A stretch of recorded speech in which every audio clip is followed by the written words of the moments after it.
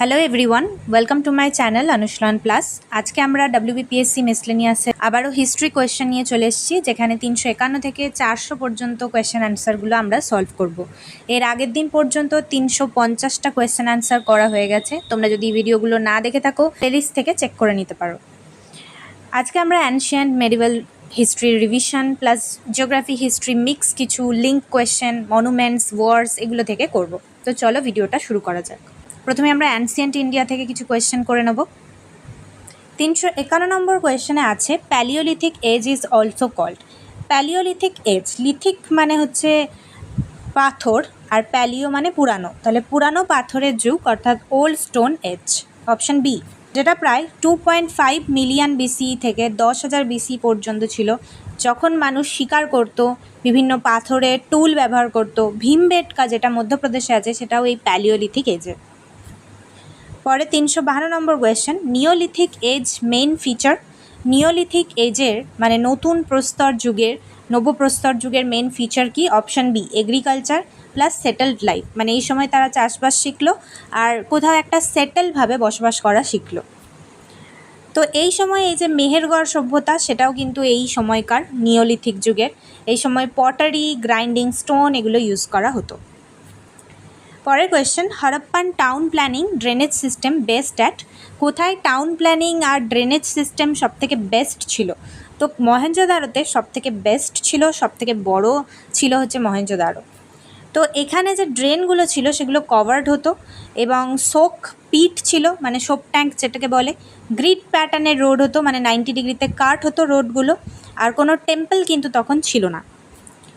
পরে বৈদিক society basic unit কী ছিল? বৈদিক সভ্যতার বেসিক ইউনিট কী ছিল? বৈদিক সমাজের কুল, কুলা বা কুল ছিল বেসিক ইউনিট। তো কুল মানে কি? কুল মানে ফ্যামিলি। তাহলে কুল মানে কতগুলো ফ্যামিলি নিয়ে তৈরি হতো গ্রাম, গ্রাম নিয়ে তৈরি হতো বিষ, কতগুলো বিষ নিয়ে তৈরি হতো জন, এবং জন নিয়ে তৈরি হতো রাষ্ট্র। এবং তখন সোসাইটি প্যাট্রিয়ার্কাল ছিল, অর্থাৎ পিতৃতান্ত্রিক সোসাইটি ছিল এবং জয়েন্ট ফ্যামিলি সিস্টেম ছিল। পরে উপনিষদ স্যার কল্ড। উপনিষদকে বেদের অন্ত বা বেদান্ত বলে, এছাড়াও উপনিষদকে জ্ঞান কাণ্ড বলে। জ্ঞান তো বেদান্তও বলে।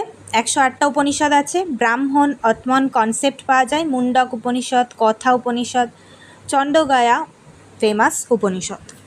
উপনিষদ সম্পর্কে আরও কয়েকটা তথ্য, যেরকম ইচ অফ দ্য 4 বেদাস, মানে প্রত্যেকটা বেদ, ঋগ্বেদ, যজুর্বেদ, শ্যামবেদ আর অথর্ববেদ, এই প্রত্যেকটা বেদে কিন্তু 4টে পার্টে ডিভাইড থাকতো। Is divided into 4 chronological section.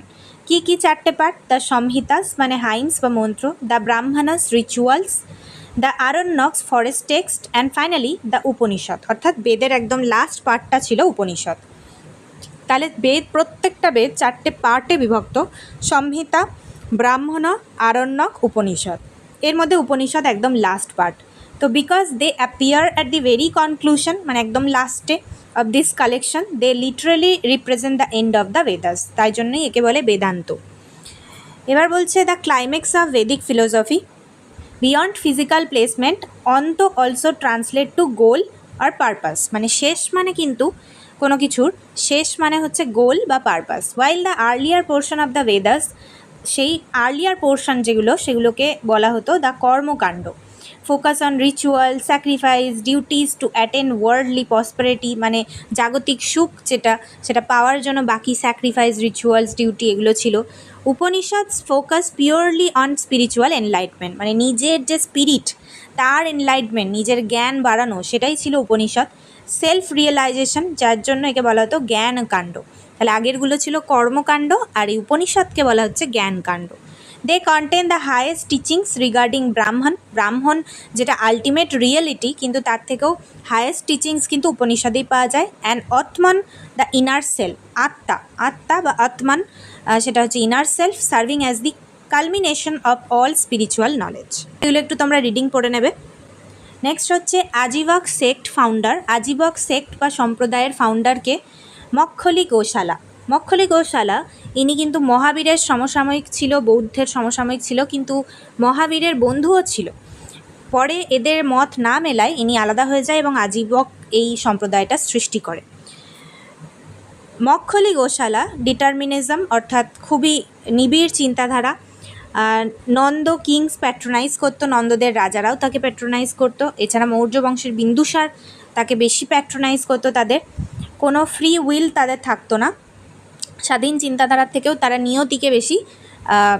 নিয়তির ওপর বেশি আস্থা রাখতো। আজীবকরা কর্মের ধারণা প্রত্যাখ্যান করেছিলেন। তারা বিশ্বাস করতেন যে প্রতিটি ঘটনা নৈবেক্তিক মহাজাগতিক নিয়ম দ্বারা নিখুঁতভাবে নির্ধারিত, যার অর্থ মানুষের প্রচেষ্টা, কর্ম বা আচার অনুষ্ঠান করেও আধ্যাত্মিক নিয়তিকে পরিবর্তন করতে পারা যাবে না, অর্থাৎ নিয়তিতে যা আছে সেটাই হবে। তো এই পুরো আজীবক সেক্ট সম্পর্কে তোমরা যদি ডিটেলে জানতে চাও তাহলে একটা ভিডিও দেওয়া আছে, সেটার লিঙ্ক আমি ডিসক্রিপশানে এবং এই ভিডিওর শেষে এন্ড স্ক্রিনে দিয়ে দেবো। তোমরা চাইলে এই ভিডিওটার শেষে সেই ভিডিওটা দেখে নিতে পারো, যেখানে আজীবক সেক্ট বা সম্প্রদায় কীভাবে তৈরি হলো এবং তাদের ধারণা কী ছিল, তাদের বিশ্বাস কী ছিল, তারা কীভাবে অবলুপ্ত হয়ে গেল, এগুলো সব আলোচনা করা আছে। পরের question, Maurya pillar, Mauryan pillars made of. তো মৌর্যদের যে পিলারগুলো এগুলো কিসের তৈরি হতো? স্যান্ডস্টোন, বেলে পাথর। তো স্যান্ডস্টোনের তৈরি হতো। মৌর্যদের মধ্যে এই যে লায়ন ক্যাপিটাল অশোক তৈরি করেছিল সারনাথে আছে, যেটা আমাদের কিন্তু এমব্লেম। শিলালিপিগুলো ছিল সেগুলো প্রাকৃত প্লাস ব্রাহ্মী ভাষায় লেখা হতো। তো এখানে আমরা এই জায়গাটা একটু পড়ে নেবো যে today the original 2.1 metre tall sculpture can be viewed at the Sarnath archaeological museum in উত্তরপ্রদেশে এই যে সিংহের যে মূর্তি সেটা পাওয়া যায় সারনাথ আর্কিওলজিক্যাল মিউজিয়ামে উত্তরপ্রদেশে।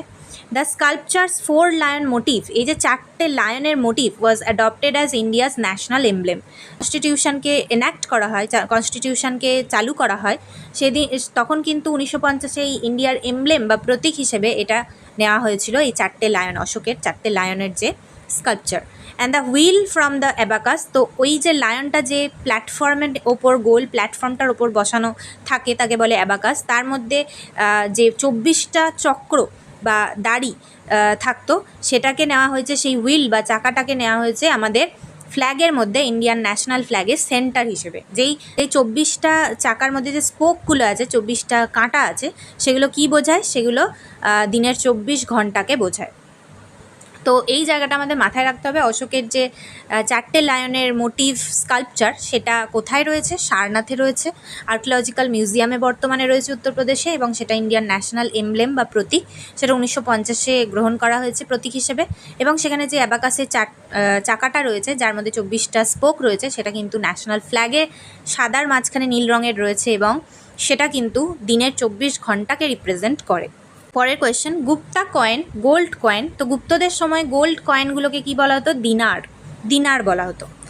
তো সমুদ্রগুপ্তকে আর্চার বা নেপোলিয়ান বলা হতো। সমুদ্রগুপ্ত বীণা বাদক ছিল, বীণা কয়েন দেখতে পাওয়া যেত, সমুদ্রগুপ্ত বীণা বাজাচ্ছে সেরকম কয়েন দেখতে পাওয়া গেছে। অশ্বমেধ টাইপ। চন্দ্রগুপ্ত দ্বিতীয়, তাকে বলা হতো লায়ন স্লেয়ার মানে হচ্ছে সিংহ হত্যাকারী, অর্থাৎ চন্দ্রগুপ্ত দ্বিতীয়কে সিংহ হত্যাকারী বলা হতো। কেন বলা হতো? তো দেখো, দ্বিতীয় চন্দ্রগুপ্তকে সিংহ হত্যাকারী বা বিক্রমাদিত্য বা সিংহ বিক্রম বলা হতো কারণ তিনি এমন প্রতীকী স্বর্ণমুদ্রা তৈরি করেছিলেন, মানে এমন ছবি দেওয়া স্বর্ণমুদ্রা তৈরি করেছিলেন যেগুলিতে তাকে একটি এশীয় সিংহ শিকার ও হত্যা করার ভঙ্গিতে চিত্রিত করা হয়েছে, মানে একটাতে শিকার করছে একটাতে হত্যা করছে এরকম চিত্রিত করা হয়েছে। এই অসাধারণ চিত্রকল্পটি তার সর্বোচ্চ রাজকীয় বীরত্ব, অসীম শারীরিক শক্তি এবং যুদ্ধবিদ্যায় পারদর্শিতার প্রতীক ছিল। তো এর জন্যই তাকে লায়ন স্লেয়ার বা সিংহ হত্যাকারী বা সিংহ বিক্রম বলা হয়। তো এই ছবিটা দেখো, এখানে একটাতে শিকার করছে দেখাচ্ছে আর একটাতে লায়নকে হত্যা করতে দেখাচ্ছে, যেটা তার বীরত্বকে প্রকাশ করছে। তো এই কারণেই তাকে সিংহ হত্যাকারী বা লায়ন স্লেয়ার বলে। পরের কোয়েশ্চেন, নাগার্জুনা নাগার্জুনা কোন সেক্টের বিলং করতো? তো নাগার্জুনা বুদ্ধিজম ফলো করতো বা বুদ্ধিজম থেকে বিলং করতো। তো নাগার্জুনা বুদ্ধিজমের মহায়ান সেক্টের ছিল, মহাযান বুদ্ধিজম ফলো করতো। 2nd সেঞ্চুরিতে ছিল, মাধ্যমিক সূত্র বা মাধ্যমিক স্কুল ছিল, মধ্যমিক বলা হয়। এই শূন্যত্ববাদ এটি প্রচলন করেন এবং সাতবাহনদের তিনি সমসাময়িক ছিলেন। নাগার্জুনা ছিলেন একজন প্রখ্যাত ভারতীয় দার্শনিক যাকে প্রায়শই মহাযান বৌদ্ধ ধর্মের মধ্যমক শাখার, মানে এই যে মাধ্যমিক বা মধ্যমক শাখার প্রতিষ্ঠাতা হিসেবে গণ্য করা হয়। মানে মহাযানেরও আবার শাখা হচ্ছে মধ্যমক, তার প্রতিষ্ঠাতা হিসেবে নাগার্জুনকে গণ্য করা হয়। পরে শঙ্করাচার্য এস্টাবলিশ 4 মঠ। ইনি 4টে মঠ তৈরি করেছিলেন। কোথায় তৈরি করেছিলেন? তো অপশান এ হবে উত্তর, বদ্রীনাথ, দ্বারকা, পুরী এবং শৃঙ্গেরি, এই 4টে জায়গাতে তিনি 4টে মঠ তৈরি করেছিলেন। তো বদ্রীনাথে, দ্বারকাতে, পুরীতে এবং শৃঙ্গেরিতে। 8th সেঞ্চুরির সময় তিনি ছিলেন। অদ্বৈত বেদান্ত তিনি মানতেন। কমেন্টারিজ অন উপনিষদ, গীতা, ব্রাহ্মণসূত্র এগুলো তিনি করেছিলেন। চালুক্যর ক্যাপিটাল বাদামি ইজ ইন। চালুক্যদের ক্যাপিটাল ছিল বাদামি। সেটা কোথায় ছিল? সেটা হচ্ছে কর্ণাটকে আছে। তো কর্ণাটকে আছে। পুলকেশী দ্বিতীয় ডিফিটেড হর্ষ। তো চালুক্যদের রাজা পুলকেশী দ্বিতীয় পুলকেশী, তিনি হর্ষবর্ধনকে হারিয়েছিলেন। আইহোল প্রশস্তি রবি কীর্তির লেখা এই পুলকেশী 2 এর সভাকবি ছিল। তো এখানে এই যে পট্টদাকাল, এটা কি জিনিস? পট্টদাকাল কর্ণাটকের বাগলকোট জেলায় অবস্থিত একটি ইউনেস্কো বিশ্ব ঐতিহ্য স্থান, যা 7ম-8ম শতাব্দীর চালুক্য হিন্দু এবং জৈন মন্দিরগুলির জন্য বিখ্যাত। মানে চালুক্যদের সময় হিন্দু জৈন মন্দির চালু ছিল বা তারা তৈরি করেছিল। সেই সময়কার 7ম-8ম শতাব্দীর এই মন্দিরগুলির জন্য এই পট্টদাকাল এটা বিখ্যাত, যেটা কর্ণাটকে রয়েছে। বাদামি থেকে 22 কিমি দূরে মালপ্রভা নদীর তীরে অবস্থিত এই স্থাপত্য কমপ্লেক্সটি উত্তর ভারতীয় নাগর এবং দক্ষিণ ভারতীয় দ্রাবিড় স্থাপত্যশৈলীর চমৎকার সংমিশ্রণ ঘটিয়েছে। অর্থাৎ এই পট্টদাকালে দক্ষিণ ভারতের দ্রাবিড়ের যে আর্কিটেকচারাল চমৎকার স্থাপত্যশৈলী এবং উত্তর ভারতের নাগরা স্টাইলের যে স্থাপত্যশৈলী, সেগুলো কিন্তু একসঙ্গে একটা মিক্সড ব্যাপার দেখতে পাওয়া যায়। পট্টদাকাল কর্ণাটকের বাগলকোট জেলায় অবস্থিত।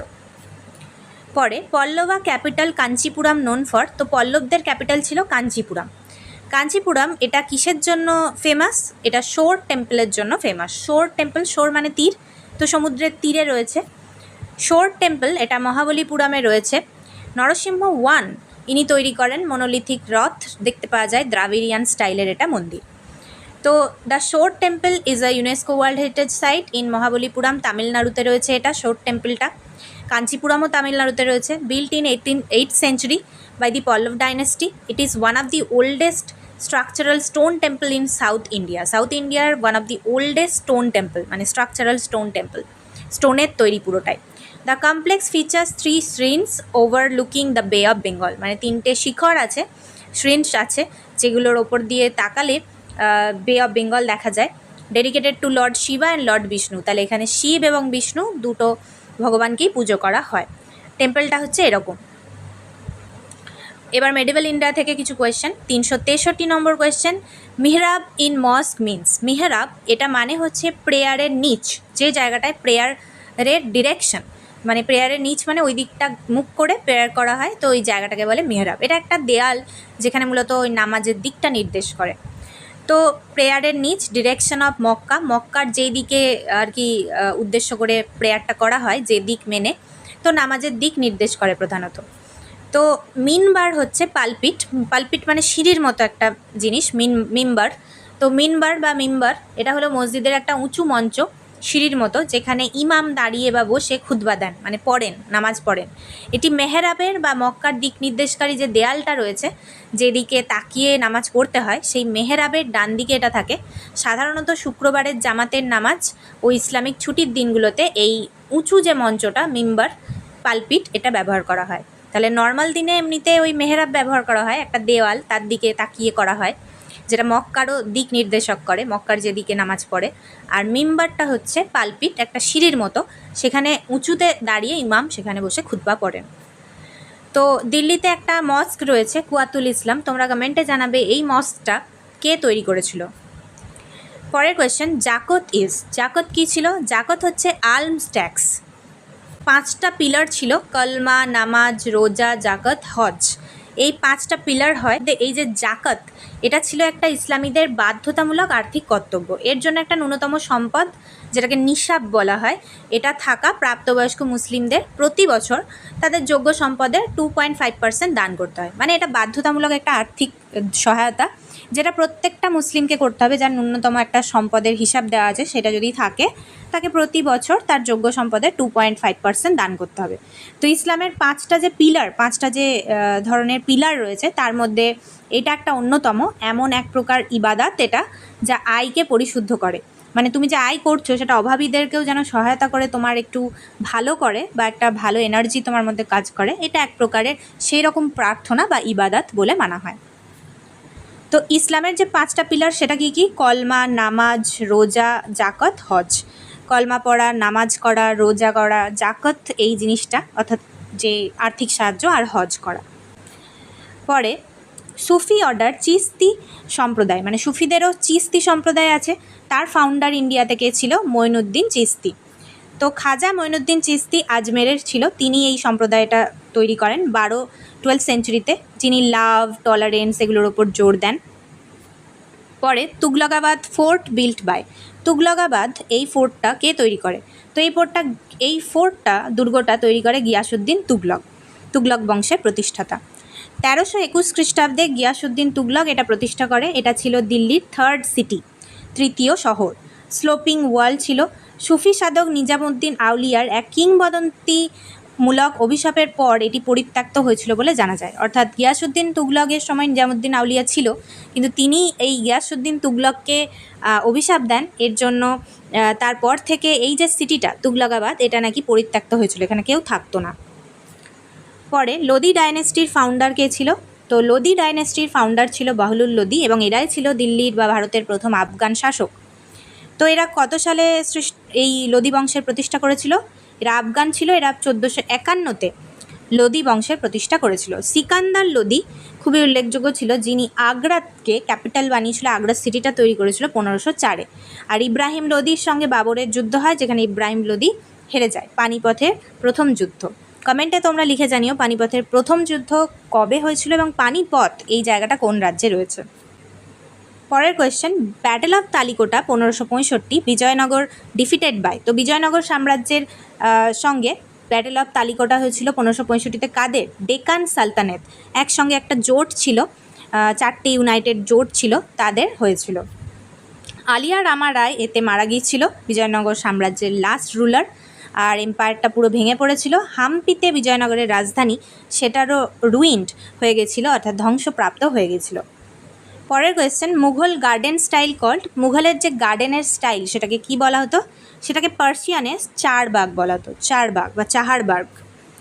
তো 4 পার্টে ছিল গার্ডেনগুলো, 4টে এরকমভাবে ক্রস সেকশনে গার্ডেনটা করা হতো, এটা কি বলতো? চাহারবাগ। শালিমার বাগ কাশ্মীরে রয়েছে, নিষাদ বাগ রয়েছে, এগুলোও কিন্তু ওই স্টাইলেই করা। বাবর স্টার্ট করেছিল ওই গার্ডেনগুলো বানাতে।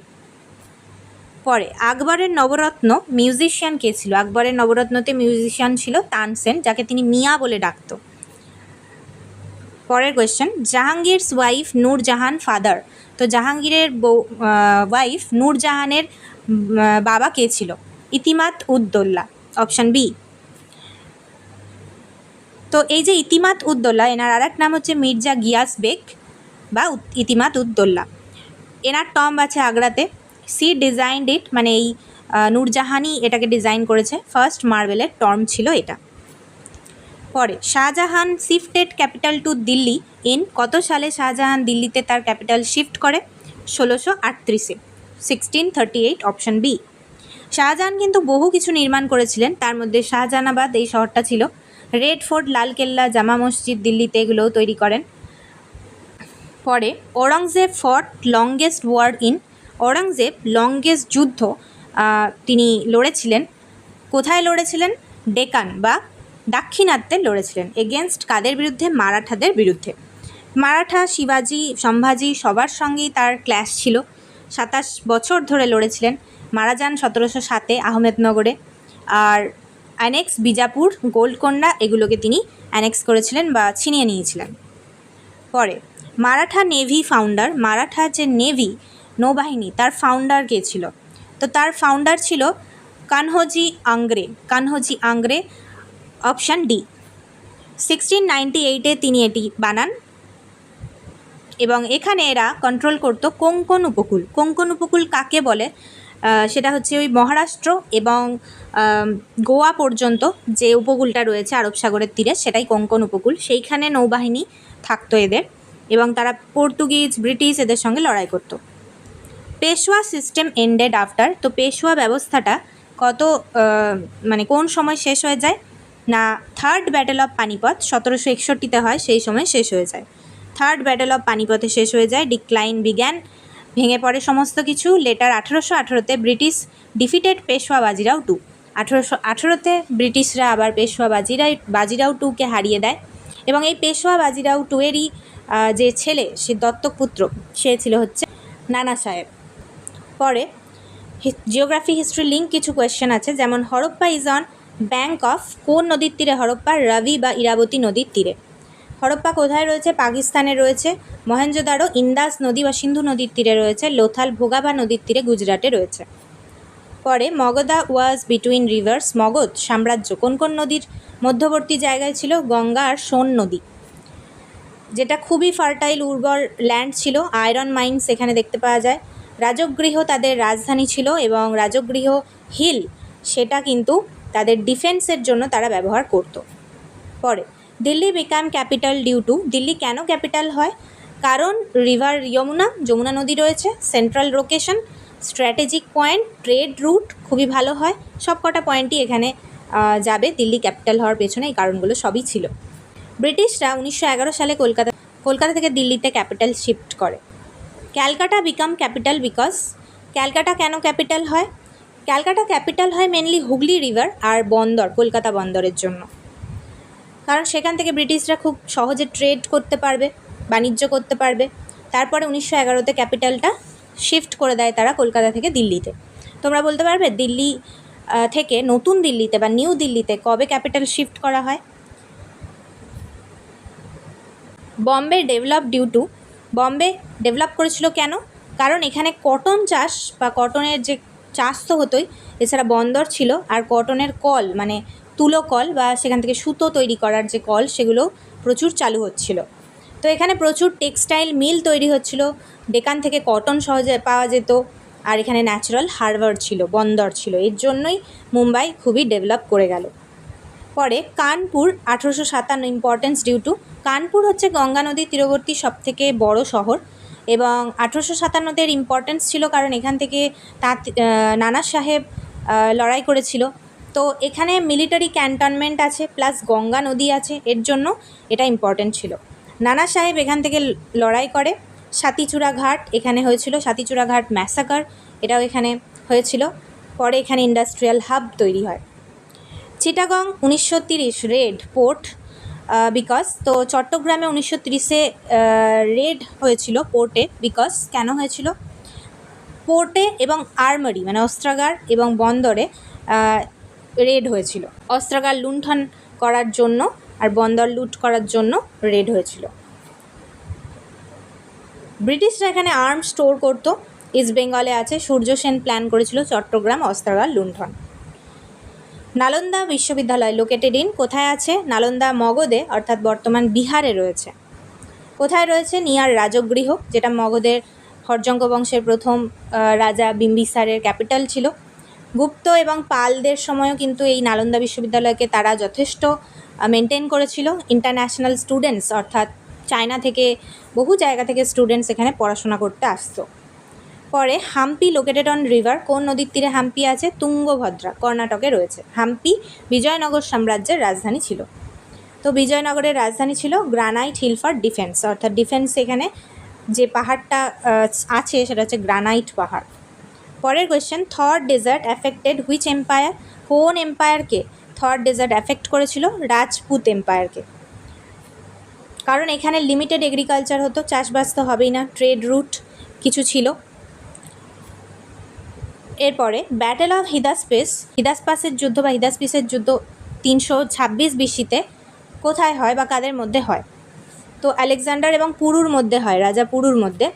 ঝিলাম নদীর তীরে বা বিতস্তা নদীর তীরে হয়। পুরু তিনি খুব সাহসের সঙ্গে যুদ্ধ করেন, আলেকজান্ডার স্পেয়ার্ড হিম, আলেকজান্ডার তাকে ছেড়ে দেয়।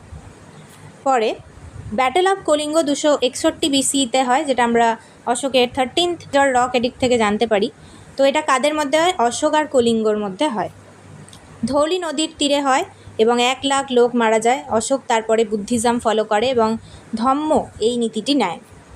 পরে first battle of Tarain 1191, first battle of Tarain 1191 কাদের মধ্যে হয়? পৃথ্বীরাজ এবং মোহাম্মদ ঘুরির মধ্যে হয়, যেখানে পৃথ্বীরাজ জিতে যায় এবং সেকেন্ড ব্যাটেল অফ তরাইন 1192 হয়, যেখানে মোহাম্মদ ঘুরি জিতে যায়।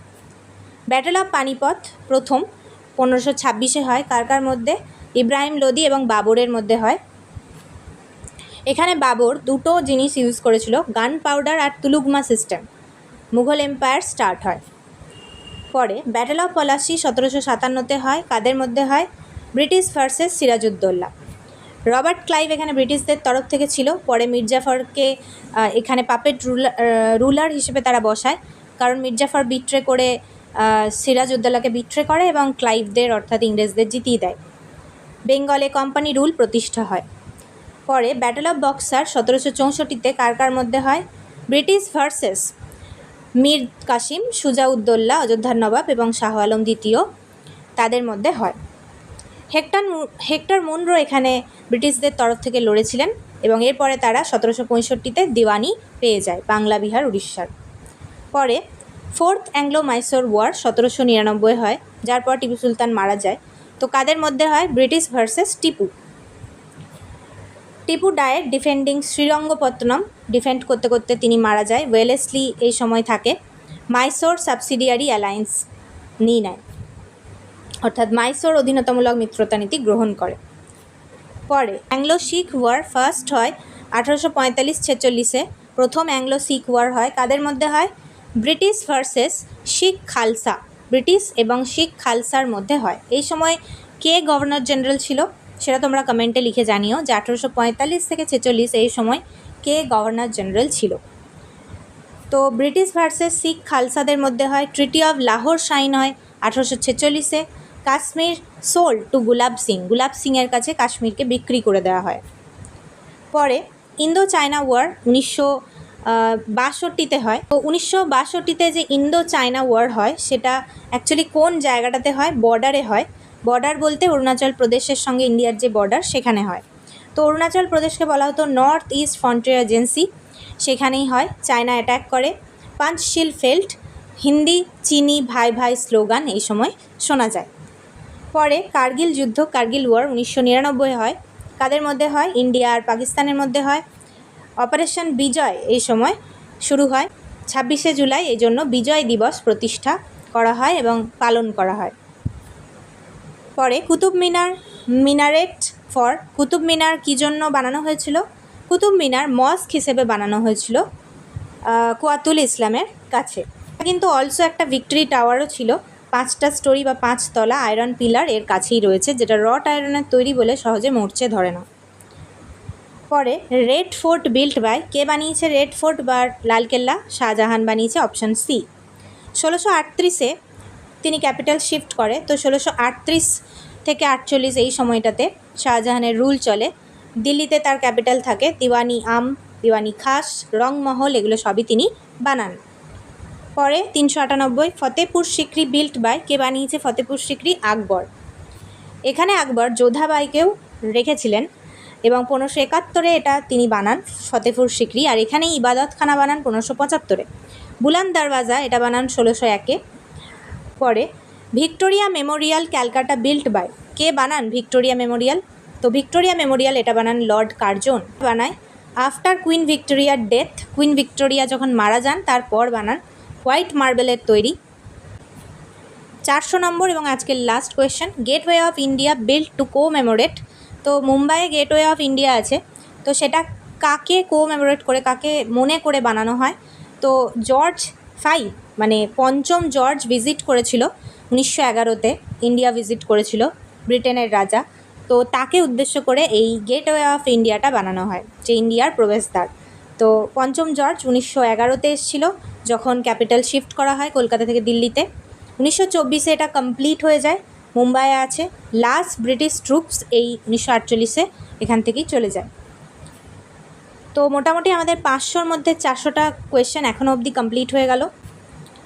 তোমাদের যদি ভিডিওটা ভালো লেগে থাকে অবশ্যই একটা লাইক করে দিতে পারো, শেয়ার করতে পারো, এছাড়া কমেন্ট করে জানাতে পারো কেমন লাগলো, আর সাবস্ক্রাইব করে রাখতে পারো আরও এরকম ভিডিও দেখার জন্য। আজকের মতো ভিডিওটা এখানেই শেষ করছি, ধন্যবাদ।